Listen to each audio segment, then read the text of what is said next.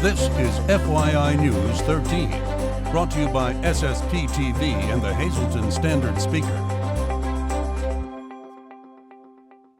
One community in our area is asking for input on a community pool. We'll talk with organizers of the Frackville Pool Committee.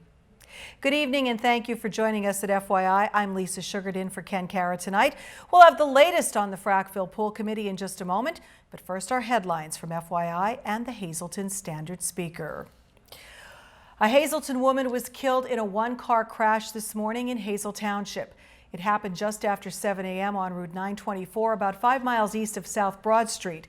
The victim, 36-year-old Cecile Burke of Hazleton, was pronounced dead at the scene. State police said Burke was traveling on 924 South in an Oldsmobile Bravada when it drifted off the road and into the dirt. The vehicle overcompensated when it traveled back onto the roadway and rolled over. Burke was not wearing a seatbelt and was thrown from the vehicle. The vehicle then continued to roll over and came to rest in the travel lanes of 924 North. State police are asking anyone who witnessed this crash to call Trooper Williams at the State Police Barracks in Hazleton, 570-459-3890. A handicapped woman was rescued from her home when fire struck yesterday afternoon. The fire broke out at 421 West Green Street in West Hazleton around 4:15 yesterday. Neighbors and a West Hazleton police officer rushed into action, rescuing the wheelchair-bound woman. The woman and her dog were on the first floor when the flames broke out. She was taken to the hospital for evaluation. Hazleton Mayor Jeff Cassatt and Police Chief Jerry Spezial are the guests on a brand new Sam Lassant show. They'll react to the community effort We Are Hazleton, a foundation created to help the police purchase much-needed equipment. The foundation hopes to raise $50,000. At $50,000, I would use a vendor, and I would go with police interceptors. I would go with traditional black and white, so we change the image so that the criminal element recognizes it, so that the public sees us, and there's a better omnipresence of police. I'd go with technology inside of those vehicles, so now you can see those cameras from the vehicles. You can also do your police work out in the field instead of coming back to police headquarters. It's just more of an omnipresence out into the neighborhoods. This brand new Sam Lassant show premieres tonight at 7:30 and will also air tomorrow at 8:30 a.m. and tomorrow evening at 7 and 9 p.m. right here on SSPTV. This Saturday, the Greater Hazleton unit of the American Cancer Society will hold its annual telethon. Organizers gathered this morning for a photo op at the telethon's new location. This weekend is the 38th American Cancer Telethon, and here at our new home, the Hazleton Wellness Center, we're going to have 12 hours from 11 a.m. to 11 p.m. is going to be much going on. We have entertainment, we're going to have personalities, and we're going to have cancer patients and survivors also telling us their story, because they walk the walk, and we have to be here to talk so we could bring funds in so that we could help eradicate cancer in our lifetime. Again, the telethon is this Saturday, 11 a.m. to 11 p.m. To make a pledge, call 459-1212. An effort is underway in the borough of Frackville to maintain a community swimming pool. I had the chance to recently talk with two of the women who are part of this special effort. Today we are very pleased to welcome to our studios the Mayor of Frackville, Kim Phillips, and also Council Member Attorney Karen Domalakis, who is also the chairperson for the Frackville Community Pool Committee. And that's what we're talking about, the pool in Frackville. There is a beautiful pool in the community. However, last year it was not opened, and you are looking to change that, Mayor. Yes, we are. Unfortunately, our pool is well over 30 years old and has started to deteriorate. And it is a vital part of our community, and we're looking to establish a new pool and to be able to bring life back into our community with this pool and have family activities along with it. Well, I commend you for that, because I know a lot of complaints in a lot of communities are that they don't have a pool. So you are fortunate that you have had one in the past and are looking to bring it back to the community. Attorney Domalakis, I guess, tell us, the committee formed to look into the pool this past year, so where are things standing now with that committee? Well, right now the committee meets once a month, the first Tuesday of every month, and we've gotten so far that we are doing a study right now through, we have someone professional doing the study so that we can apply for a grant. In the meantime, we keep doing fundraisers. I think it shows the community interest and support, which will help us get the grant, and it also helps to set aside a little bit of seed money for the major renovations that have to take place. So for our viewers who live in the Frackville community, you want them to participate in the survey that is going on? Yes. Right now, the people who are helping us with the grant and with the study have done a survey for us, and it asks all kinds of questions. For instance, did you even know Frackville had a pool? Which I think people are going to know that. But it asks questions about pricing, about activities, and about services and things you might like to see in a future pool. All right. So if they want to participate in this study or get involved in any way with your committee, what do they have to do? Well, the survey is currently on the Frackville Borough website. It's on the Facebook page. It's in the borough office, and as of last night, it's at the Frackville Library. So you can pick up the survey. It's 5 pages, and you can return it to the borough office, and we really like public feedback. You can also come to any of our meetings, of course. They're at the Borough Hall at 7 p.m. the first Tuesday of every month, as I said. Okay. Now, too soon to have the pool opened this year, but your hopes are for what?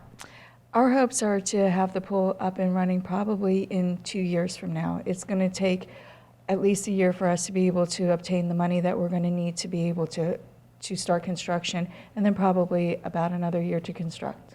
Okay. So are you looking at putting it in the same location, a different location? What are you looking to do? We're looking to put it in the same location. We are actually looking at doing some restructuring of how the pool is, but pretty much staying with the same footprint that we have. And for the size of Frackville, you told me this is like an Olympic-sized swimming pool. I've never personally been there. But so this is a really great facility for your community. Yes, it is. It allows people from the surrounding communities and our neighboring towns to be able to come in to utilize our pool because we are the only pool that is in our area. And it is big enough to accommodate tons of people, as well as you're able, I remember my children at one point were able to take swimming lessons, as well as they were able to take aquatic dance lessons and do the Olympic style dancing and such. So it lends itself to a lot of opportunities and a lot of functions that can benefit the community. All right. Well, we wish you the best of luck. We hope that funding comes through. I know that is all important. If anyone has questions, or is there a number they can call? They can always call the borough office, and they can always message us through Facebook as well. Oh. The pool has its own page. All righty, there you go. There's lots of information out there. There is a survey underway. Please get involved, because the biggest complaint you hear from so many people in so many communities is there's nothing to do or there isn't a pool. They are trying to remedy that in Frackville, but they can't do it without your help. And the Frackville Pool Committee will meet March 1st at 7 o'clock in the Borough Hall. Well, still ahead, how your love of pizza can help local kids. Plus, Kenny is in the fast lane with Dino Alberto. The latest racing scoop coming up on FYI.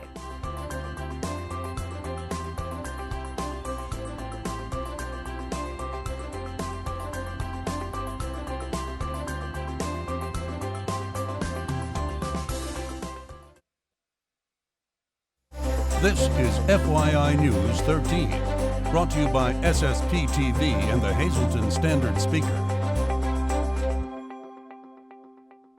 Did you know that your love of pizza can help out children in need? Well, Frankie's Pizzeria in downtown Hazleton is offering their heart-shaped pizza special again this Friday. Purchase a heart-shaped pizza, $2 will be donated to Brandon's Forever Home to help children in need of their forever home. For more information, go to brandonsforeverhome.com or check them out on Facebook. Time now for FYI News 13 weather. It was a mostly rainy afternoon outside our studios. However, there were snow showers earlier. Some schools dismissed early because of the potentially icy conditions, so be careful out there. Here's what we can expect next from the National Weather Service. For tonight, rain and snow turning to all rain after 8 p.m. Little or no accumulation expected, our low of 34 degrees. Looking ahead to the 4-day outlook, it looks like more rain in the forecast tomorrow, up to a ½ inch possible. high near 50 degrees. Then tomorrow night, rain and thunderstorms are possible, a low of 45. Totals up to an inch of rain are possible. Then showers continue Thursday with a high of 47. Rain showers turn to snow showers Thursday night with our low dropping down to 24 degrees. On Friday, it will be partly sunny but quite cold, our high only at 30 degrees, and partly cloudy on Friday night with a low of 19. Then sunshine moves in for our Saturday as we warm up again to 35 degrees. Saturday night's low getting down to 27. We're back here at McCann School of Business and Technology, and we're helping you out in 2016.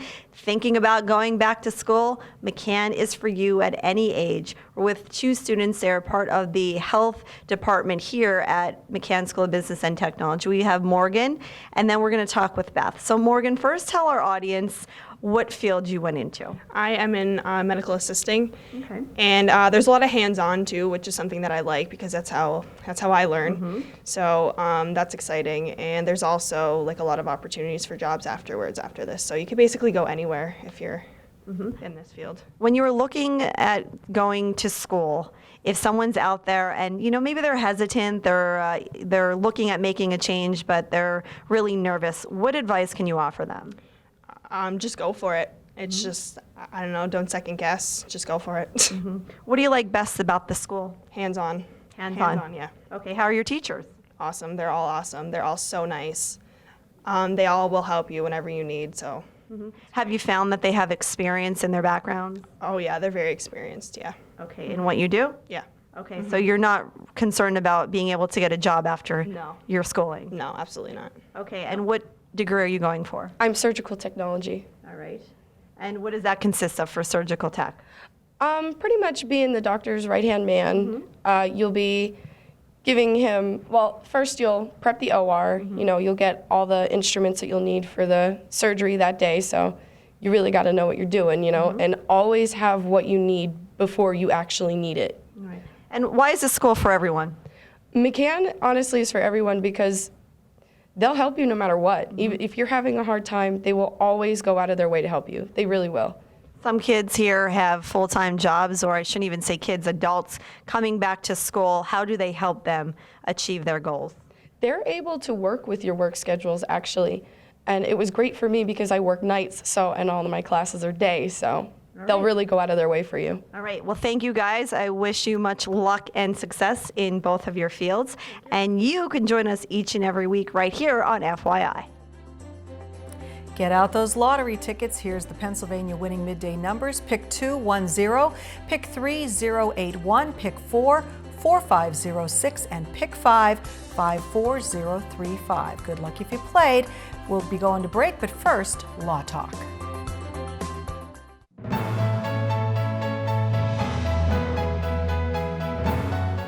Hello again and welcome to Law Talk. Today we're going to talk about auto coverage. It's a topic that's on everybody's mind virtually all the time, and one of the things that I think you should know and very important to you is, when you get full coverage from your auto insurance agent, is it really good coverage? So we're going to talk about that a little bit. Alexis recently had an experience with a client that came in and asked about that, so we'll let her talk to you about full coverage versus good coverage. Thank you. Full coverage by Pennsylvania law isn't necessarily good coverage that you might have. When you're looking to purchase car insurance, some of the things you want to consider would be whether or not there is a wage loss benefit as that part of your insurance. Pennsylvania law does not require you to have that. Something else to consider would be the medical coverage that you might have applicable. If you're involved in an accident, your insurance company will pay for any accident-related medical treatment that you receive. However, they'll pay only up to a point as to what your coverage has. For example, in Pennsylvania, the minimum coverage that you have is $5,000. And if you're significantly injured and you have no health insurance, then you're very limited as far as the type of treatment that you may have based on the fact that you have minimal medical coverage. But under Pennsylvania law, this would be considered full coverage. It's not necessarily good coverage. Something else you want to consider is uninsured or underinsurance coverage. That is also not mandated by Pennsylvania law. However, you want to consider purchasing that as part of your coverage because you have people who are driving that might not be insured. They might cause an accident. And if you have no uninsurance coverage, then you have no recourse. You have no type of action that you can take to get any type of recovery. Similar to that would be underinsurance. If you're hit by a driver and they're responsible for causing the accident, if they have minimal coverage, which in Pennsylvania it's only $15,000, you're entitled to recover that. But if your injuries and your claim is worth in excess of that $15,000, you're in a tough position because if you don't have underinsurance, there's no other type of recourse for you. There's no claim that you can make with your own insurance carrier. So you want to be mindful of that when selecting insurance coverage.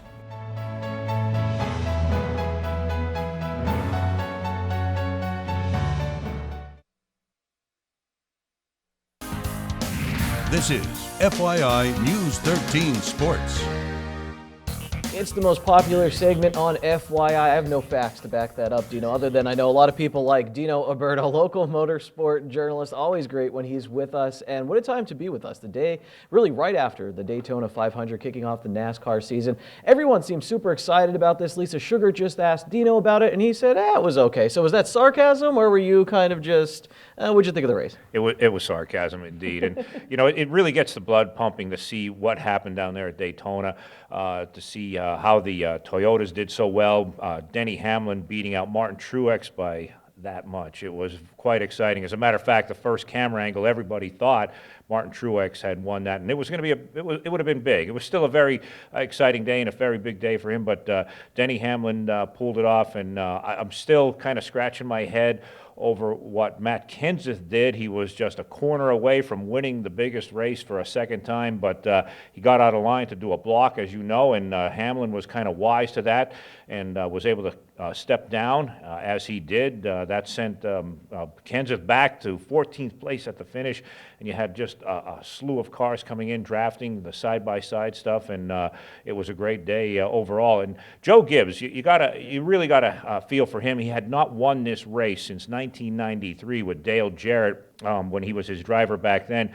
But it was such an effort, a team effort, just as he did when he was in football. And he got those guys together, and they just worked in harmony. You saw in the last segment, the last quarter of the race, all the Toyota teams, basically under his banner, were all running together, and they just, everything played out perfectly. It was going to be a Toyota day. There was no question about that. I was kind of surprised about what happened to Dale Earnhardt Jr. I really thought that he was hands-on, the odds-on favorite going into this thing. He did so well in all of the pre-events that took place to that. Of course, he started near the front of this whole deal. He led, which was expected, but unfortunately a mishap took him out. And other than that, it was really an exciting race to have the closest one in history.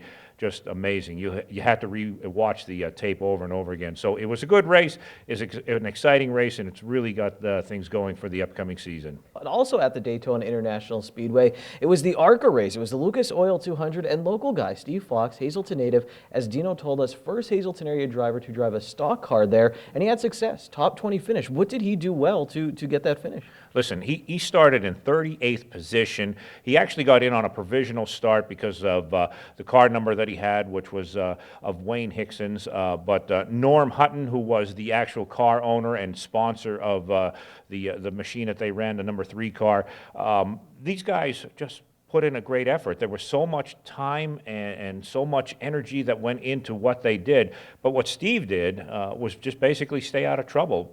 All of the big wrecks were happening in front of him, and that was a good thing that he started way back the way he has. One of the pre-race favorites from Lebanon, Pennsylvania, a 7-time Daytona winner down there, Bobby Gerhardt, who is just an absolute phenomenon down there and races here locally from time to time. But unfortunately, he got taken out, and some of the other big guns got taken out. And again, patience and just being a smart driver and in the right place at the right time. To come out of that with a top 20 finish, Kenny, was just an accomplishment that those guys should be so proud of, considering their equipment versus what the equipment they had to go up against. Now, you've known Steve for a while. I saw some quotes in the Standard Speaker after that race. Did you talk to him on the phone? And whether or not, even just when you talked to him, what was he like? I mean, was he ecstatic? Was he like a kid after Christmas, or how was his reaction? I did get to talk to him. As a matter of fact, we had set it up that, Steve, you know, I need to get with you right after this race is over. It was a couple hours after the checkered flag had fallen. One thing he always talked about was just how the banking, it's just amazing, and how the drafting takes place down there, and how you just flat-foot it the entire time around there. And he was going as fast as he has ever gone in a stock car. His best lap in that race was 181 miles an hour, which took place very early on, but it was just, he said it was like nothing that he had ever experienced before, and he has done it all. He's been racing for 4 decades in just about any kind of vehicle that you can think of, and to make it to the World Center of Racing and do what he did, and with such a small team, it was Samson versus Goliath. There was no question about that, but he did a great job. And one of the things I was really happy to talk about with him was how proud he was of being the Hazleton area driver, to be able to represent all of us down there on that very special track. Make sure you follow local motorsport journalist, award-winning local motorsport journalist Dino Alberto in a standard speaker and here on FYI. Happy Wing Night. It's Wing Night at Bottlenecks. Get $2 off your order of wings or all-you-can-eat wings and boneless wings for only $14.95. Bottlenecks wings are voted best wings in the area year after year. Hey golfers, have we got the perfect vacation spot for you? Myrtle Beach. Signature Golf Packages builds and reserves the finest and most reasonably priced Myrtle Beach vacations. From scheduling your golf tee times to making your hotel accommodations. Oceanfront to golf course villas. Mark Passon, a Hazleton native, has been doing this for 10 years. Expect excellent customer service, local knowledge of all the courses, and the best golf vacation of a lifetime. Call now to learn all of the specials that Signature Golf Packages can offer you or your group. 866-462-9885 or book now at signaturegolfpackages.com. Good evening, everyone, and here's tonight's Talk of the Town report. First tonight, the Fun Fest 2016 kickoff concert featuring the Poets will be held Sunday, March 6th at 3 p.m. at Genetti's. Tickets are available in advance for $15 or $28 for a hot buffet, luncheon, and show. Tickets are available at the Chamber of Commerce, Metallo's Formal Wear, and also at Genetti's. For more info, just call 570-455-1509. And one more quick announcement, Holy Trinity Orthodox Church, 223 South Kennedy Drive in McAdoo, will be having a Pierogi and Halushki sale Friday, February 26th from 10 a.m. to 5:30. Please call ahead to secure your order, 570-929-2733. That's tonight's Talk of the Town. News 13 would like to send sincere condolences to the family and friends of these recently departed. Kenneth E. Kunkel, formerly of Whitehaven. Funeral is Sunday at 2:30 p.m. from the Harmon Funeral Home. Friends may call Sunday from 12:30 to 2:30 p.m. Dorothy B. Slizovsky, formerly of West Hazleton. Funeral is Friday at 9:30 a.m. from the Harmon Funeral Home. Friends may call Friday from 8:30 to 9:30 a.m. Anna T. Fertali of Weatherly. Mass is Friday at 10 a.m. at the Our Lady of Lourdes Roman Catholic Church. Friends may call Friday from 9 to 10 a.m. Arrangements are under the direction of the Philip J. Jeffries Funeral Home. And Regina L. Zukowski of West Hazleton. Mass is Wednesday at 10 a.m. in the Transfiguration Roman Catholic Church. Friends may call Wednesday from 9 to 10 a.m. The Hillary J. Bonin Funeral Home is assisting the family with the arrangements. And that will do it for us this evening here on FYI. Kenny will be back tomorrow. We hope you'll join us then. Have a great night, everyone.